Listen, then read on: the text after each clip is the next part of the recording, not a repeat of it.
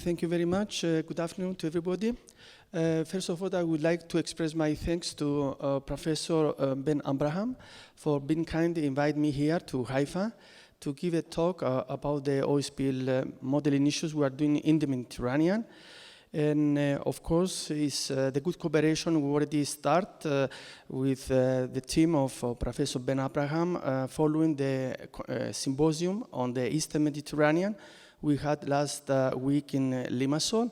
And of course, we are looking forward to extend this cooperation through project funded under the Horizon 2020 or other opportunities from European projects. So it was also mentioned by Professor Ben Abraham. In a case of an oil spill in the size or similar to that case in the Mexican Gulf in April 2010, then the oil spill, will not know any boundaries. So this may affect the entire region in a case that this will be happening. So for the Mediterranean, the last 3 years, we are running a project funded by the MED program in order to establish a service, in order to assist the response agencies in a case of major oil spills in our area, taking in account the developments on the oil and gas industry happening in the Levantine Basin.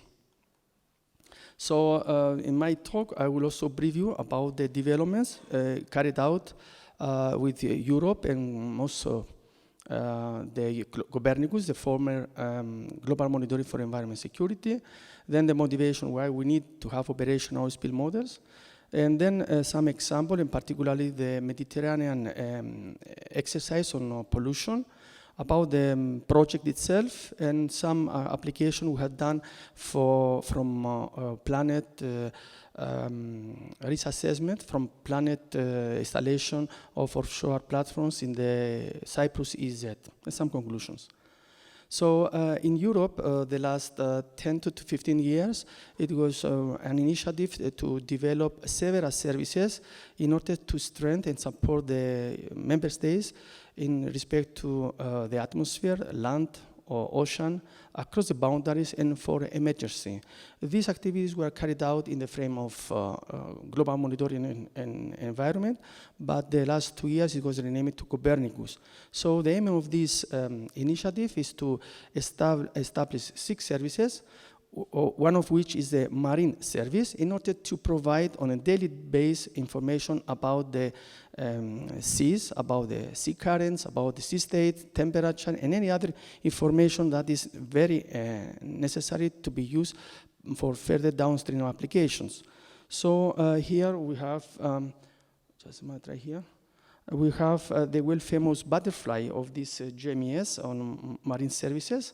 So to the left, we have the production services, so the data coming from various resources, like satellites or like forecast system under a project, the most famous one, and it's a MyOcean.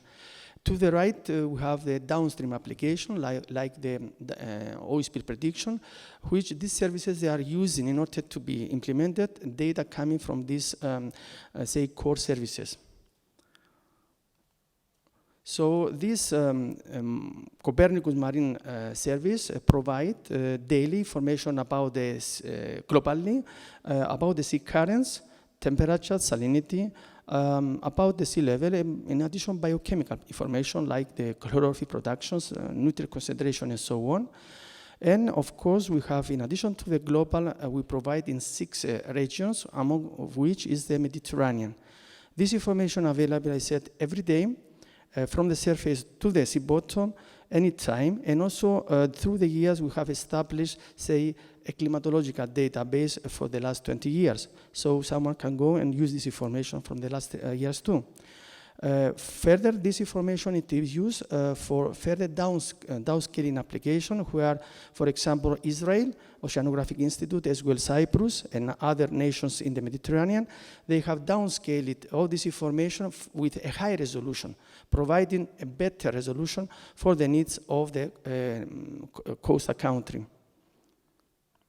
So now, why, all this information it is needed? Because in order to support the response agencies in a case of a major oil spill incident, you need to have all this information about the sea currents, the waves, etc., the winds, etc.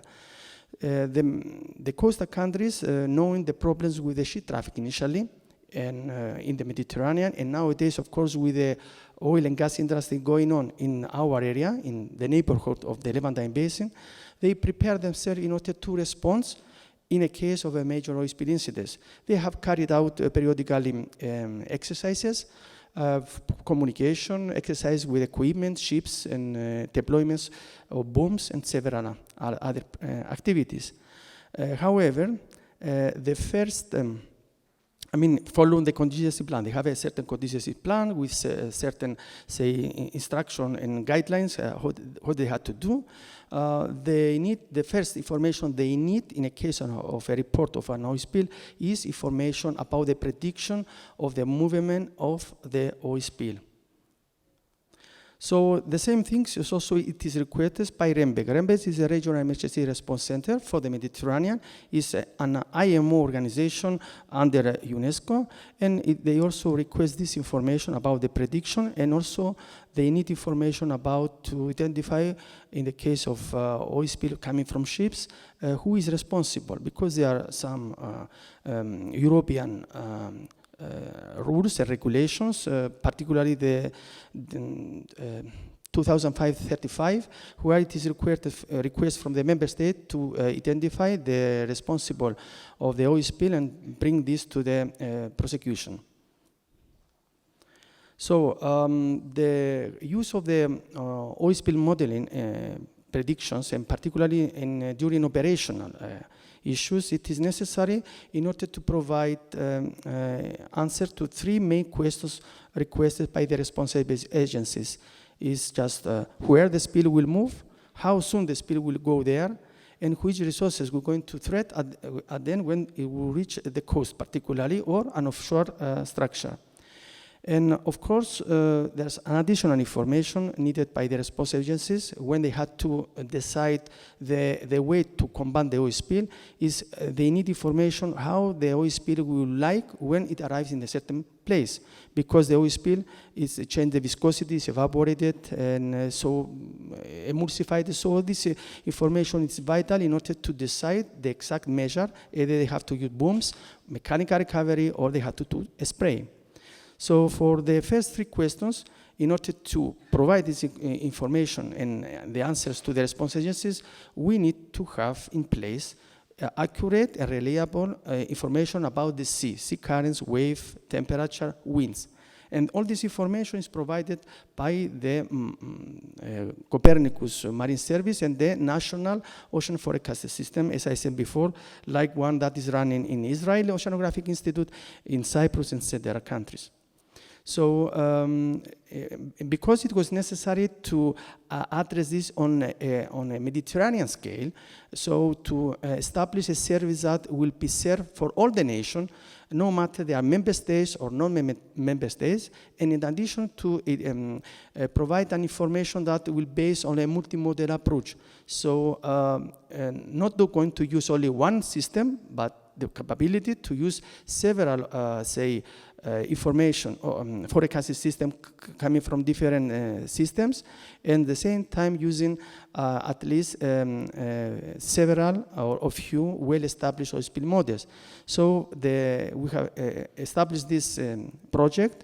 We got this project 3 years ago, as I said, in the frame of the MED program. And it is dedicated to the prevention of the maritime risk and to strengthen the maritime safety in the Mediterranean coming from threats of the oil spill. And as I said, this provides an integration of all this information in one system, and this system will be available, and is available already, to all the Mediterranean countries, and particularly also to the REMPEC, that is an organization that provides guidance information to all the Mediterranean countries, as well as to EMSA. EMSA is the European Maritime Safety Agency. So in the project, we have 21 partners. from all the Mediterranean, but unfortunately, Israel is not, say, participate in this MED program because they didn't contribute as a country. So it was not able to have the partner for this project in these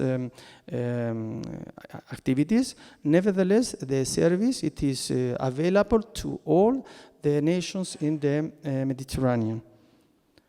So the service was established based on the existing experience of all the people participating in the project, and of course it was based on the well-established forecasting system and the oil spill in the Mediterranean. Within this project, we have we are available on a daily basis information from coming from 9 different Mediterranean forecasting centers, and also from 20 providing also 20 different data sets covering the sea currents, the ocean data, sea temperature, waves, atmospheric from 7 forecasting systems, and covering all these systems various either the entire Mediterranean or regionally or coastal with different resolutions. So all this data, they are harmonized and they are available through a network data repository in order to be used in any time. So from this table, you can see that all these data are available. They have a common format, input, output, specification, file naming, and so on. So are available to all the countries, and they can use this for for example, for real applications, or in case they want to do a hindcast application to identify, for example, where an oil spill will going to affect and which area. And all this information, it is handled through a network data repository where they integrate all this information and avail this to the oil spill models in a case of an oil spill incident. So this service is provided through a user interface from where the user can run the system manually, so he can go and choose the forecasting data, I mean the ocean data, the waves, the atmospheric data, and of course to choose the oil spill model. You can run simultaneously 2 or 3 oil spill models in the same time, and then all this information is available to him. At the same time, the system is able to run automatically in the case that there's information coming from the satellites. I will show later on.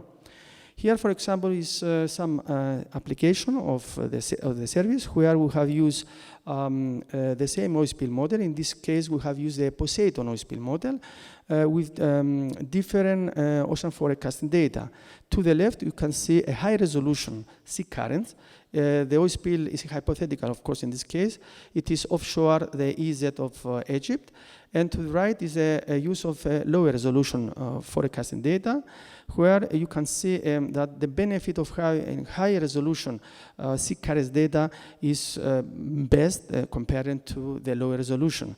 The data with high resolution in that case is coming from the Cyprus forecasting system, where the right one, the lower resolution, from the Mediterranean forecasting system. Then a second example is in the Central Ionian Sea, where in that case we have used different oil spill models with the same ocean forecasting data. So in this case, when more or less the spill, it is following the same flow path because we are using the same data. This also it is indicate that more or less the well-established oil spill models, they are good enough to be compared between them. Then, as I said before, the system is able to use satellite information detecting oil spill, possible oil spills, and to be run automatically for a certain period. And in addition, also you can run the system backward. So in the case that you have observed from a satellite an oil spill now, then you want to know from where it came. And then you can integrate with the traffic, with the ship traffic, using the data coming from the AI system, the automatic identification of the ship. And in this way, you can have information which ships it was closer to the oil spill that it was predicted backward. This is a pre-requirement for the project. So then we had in December 2013, that means that 11 months ago, an exercise carried out within the project, but led by REMPEC, where all the representatives of the response agencies from all the Mediterranean countries, from Israel too, and from all the rest countries, they participate. And in that case, it was requested from our MEDESS service to provide, in the case in the Levantine Basin, of prediction of oil spill from a blowout from 1,000 meters from a well, from existing well in the EZ of Egypt, and to run the model for 50 days. So you can see to the right the vertical bloom of the oil spill from 1,000 meter depth. You can see that it is variated because of the variability of the sea currents, and of course it is also is not vertical because you have the subsurface currents. To the left animation, we have the surface distribution of the oil, while to the middle we have the subsurface, the oil spill that is below the sea surface.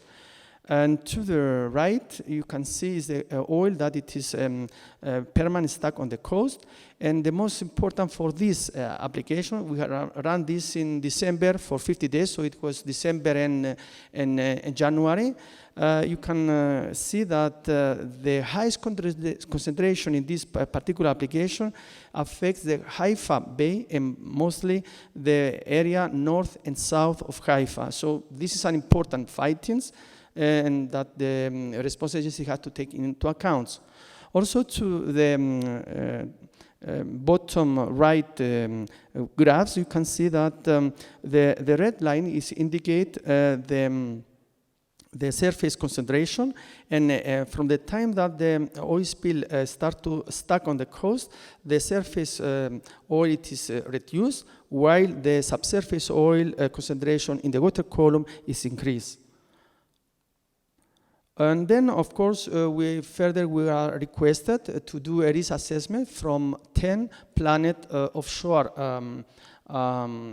platforms in the EZ of Cyprus. You can see to the these left maps with the yellow dots represent the 10 locations that any Cyprus is going to drill, and then if they will find gas or oil, they are going to establish the platforms. So there was a request from them to provide a long-term forecast using historical data. So for this application, we have used and they run the system for 4 years. We initiate the system every 15 days. And we have producers from all the different 10 locations, images in respect where the spill will move in certain periods and from the different locations. And of course, in addition to indicate and to provide information, the first impact on the coast. So to know exactly, based on the historical data from this location, which coastal area would be affected in that particular period. So we have run the system here. I think we produce more than 1,200 scenarios in order to, just as an example here. And then, of course, in continuation of this risk assessment, we have also, it was requested to provide from each location the area will be affected by during the first, second, fourth, and so on days of the oil spill predictions, and in addition to identify the exact day and time when the oil spill will expected to reach the coast, and then also to calculate the length of the kilometers of the coast will be affected by the oil spill from the different locations. So concluding, I have two conclusions. First, the roles of this service, that it is already in place. And particularly of the oil spill system we developed in Cyprus, and it's also used by our friend and collaborators from the Israel Oceanographic Institute, MESLIC, becomes important in this risk assessment from the offshore platforms coming in our neighborhood. And I think that it is necessary to take in account for any design and before to start to drilling. In Cyprus, particularly, they take in account before the authorities they will grant the permission to Noble or to Eni or to Total to do any drilling. They had to have in place, in addition to these environmental studies, also information about the predictions of possible prediction of the oil spill.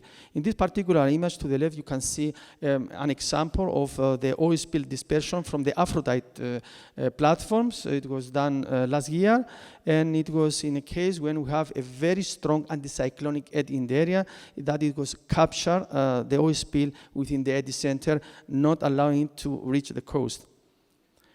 And conclusion B, it is, of course, and before the oil and gas activities in our area, it was very heavy traffic by the ships, tankers, going up and down from the Suez mostly, but also in the Latakia in the Gulf of the Iskenderun.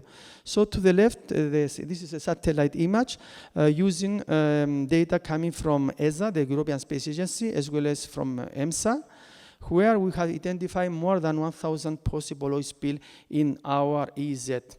And of course, to the right is main ship traffic. So this information is vital in order to know if a case, an oil spill will be happen, to know if and when it will be affect our coastal areas, in order that the response agencies, they will take the appropriate measures. The service is in place. And early in December, I think it's between 8 to 10, we're going to have a sub-regional training to the response agencies on how to use the service. And I take this opportunity to invite all the interesting people or the responsible agencies maybe here to attend this training that will take place partially in Limassol and then in Nicosia. Thank you very much.